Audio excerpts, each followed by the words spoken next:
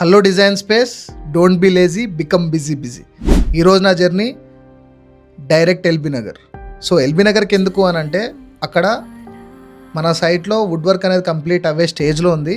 So ఇప్పుడు granite ఫేస్లో ఉండడంతో గ్రానైట్ లేయింగ్ జరుగుతుంది. సో ఏ గ్రానైట్ ఎక్కడెక్కడ లే చేయాలి అని అనుకుంటూ దాని గురించి డిస్కషన్ గురించి ఇప్పుడైతే మనం అక్కడికైతే వెళ్ళడం అయితే జరుగుతుంది.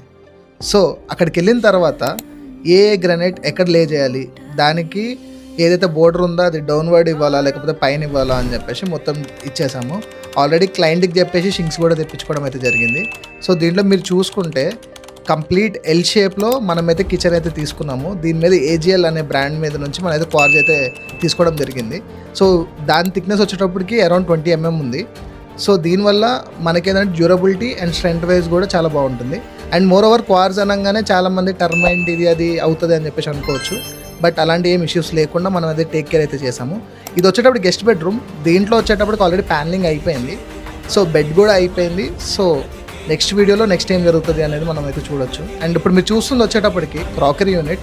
ఈ క్రాకరీ యూనిట్లో కూడా గ్రానైట్ అనేది ఎలా లే చేయాలి అని చెప్పేసి అయితే నేను డిస్కషన్ అయితే చేయడం అయితే జరిగింది. అండ్ మోర్ ఓవర్ ఇక్కడ అంటే నేనేం చేశాను అని అంటే 2.5 by 8 feet అనేవి సత్వారియో మనకి ఫుల్ బాడీ టైల్స్ దొరుకుతున్నాయి. సో అది తీసుకొని అదైతే ఇక్కడ లే చేయడం అయితే జరిగింది. సో టీవీ యూనిట్ అయితే ఆల్మోస్ట్ అయిపోయింది. అండ్ అదైతే నెక్స్ట్ లెవెల్ వచ్చింది.